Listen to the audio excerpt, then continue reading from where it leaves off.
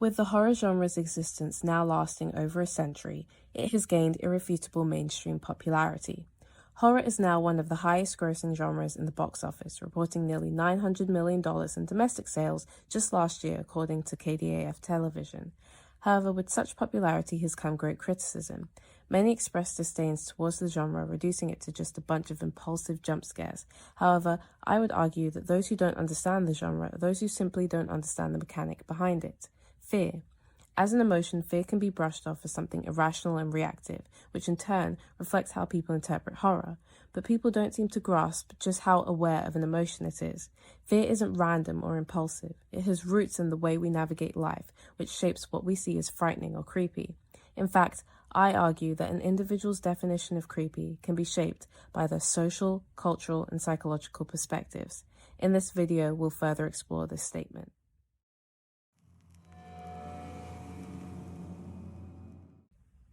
It would be best to start off by answering the question, well, what is fear anyway? According to the UW Medicine Department study on what happens to our bodies when we are scared, fear is an inherent emotion that we possess as a means of protection. When we sense danger around us, our bodies react to alert us of the threat. Your brain sets off an elaborate and coordinated response, even if there's no threat. These physical changes, from deep inside your brain all the way to the muscles in your legs, happen in seconds. Due to the intensity of the emotion, our bodies find it difficult to discern whether the threat that is causing us fear is actually dangerous.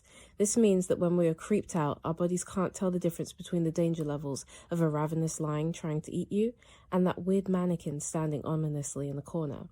The differentiation between our reactions stems from what each individual categorizes as scary. However, in recent years, it has been proposed that certain human fears are psychologically inherent. In 1970, Japanese roboticist Masahiro Mori proposed the uncanny valley phenomenon in his essay featured in the Japanese Energy Journal. It indicated that human affinity for non-human objects designed to look human only goes so far until a certain pertinence to human likeness is achieved. The moment at which these objects are almost able to pass as human, we lose all affinity toward them and instead we fear them. It is still up for debate whether this stems from a distant human predator in our evolutionary history, but regardless, it plays a role in shaping an individual's psychological perspective of fear. But psychology is not the only mechanic of fear. Culture is too. To address this topic, I will now tell you two different stories. The first is the story of La Llorona, a cultural folktale from Mexico. The story follows a woman who had an affair with an upper-class Spanish man. They formed a close bond and she bore them 3 children whom she loved very much. The woman then wanted to take their relationship a step further and get married. However, because he was of a much higher societal rank than her, he frequently refused in fear of judgment from others. He then ended up marrying another woman of a high-class status, and this broke the heart of the woman. She then took their children to a riverbank and drowned them out of despair, and she killed herself. The legend is that she now roams around Mexico calling for her children out of guilt, and at night she steals away other children to replace her own. My close friend of Mexican descent was told the story of La Llorona growing up. Now, as a young adult, she has developed a fear of going outside at night. She fears that the woman might be lurking somewhere in the shadows. The second story is the tale of the Doyens of Trinidad and Tobago. The story describes how when a child who was not baptized dies, they must roam the earth forever as Doyens. They are creatures that hide in the dark and come out to prey on children. They lure kids away from their families and into the woods. Then they leave the children to be lost in the woods forever, never to see their loved ones again. I was told this story by my grandmother at a young age as a means to tell me to never wander away from my parents at night. Even though this message was successfully enforced, I developed a fear of the dark at an early age. I used to think that the Doyens would wait in the shadows of my room until night fell so they could come and take me away. The noticeable pattern between these two stories is that each time an individual was instilled with a certain cultural perspective, it had a direct impact in shaping their definition of creepy. The intersectionality between culture and fear is impactful and blatant. Mary Wren, a nationally recognized researcher of neoliberalism, provides an alternative perspective on fear. In her article, Fear in Institutions, she provides a descriptive reimagining of the concept of fear. She interprets it as a reaction when one's cultural perspective is threatened or rebutted. Ren suggests that fear is an emotion shaped by an individual's past experience, cultural perspectives, and social structures.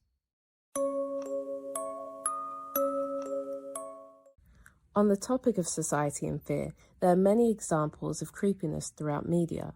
One of the most famous examples for leveraging fear to change the world of film is the movie The Blair Witch Project.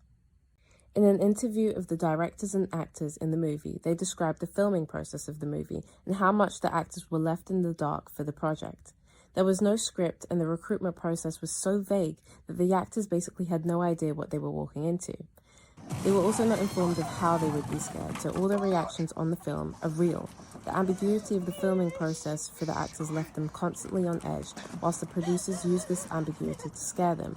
This movie shows the social impact on creepiness and is so popular because it displays true fear due to the way that it was filmed. The social impact of one's definition of fear can also be seen in American poet Billy Collins' poem titled The Reaper. In the poem, the speaker describes crossing paths with the Grim Reaper one day while driving.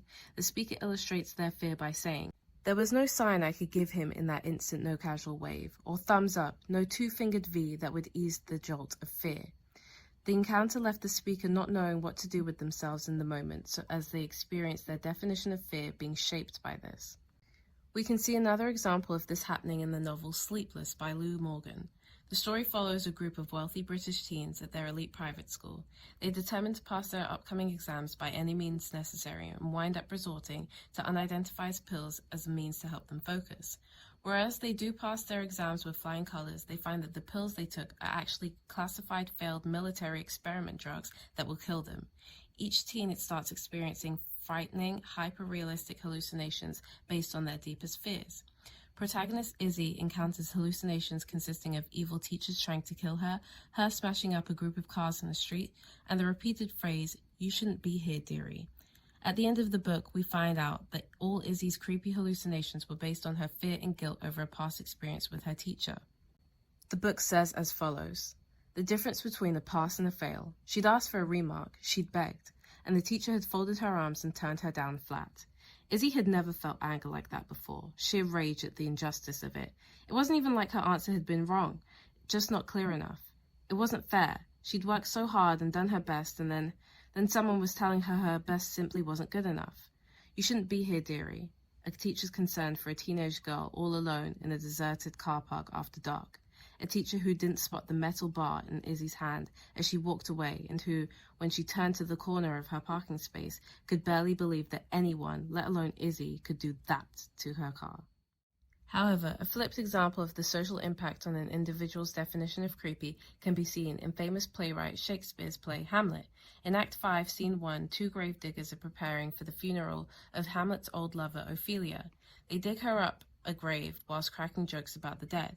Hamlet criticizes them for being so casual about digging a grave, as the situation is serious. However, his friend Horatio then explains to Hamlet that the gravediggers have likely done this for so long that they have gotten used to being surrounded by dead people, and therefore no longer fear or are bothered by it. In the scene, Hamlet says, "Has this fellow no feeling of his business?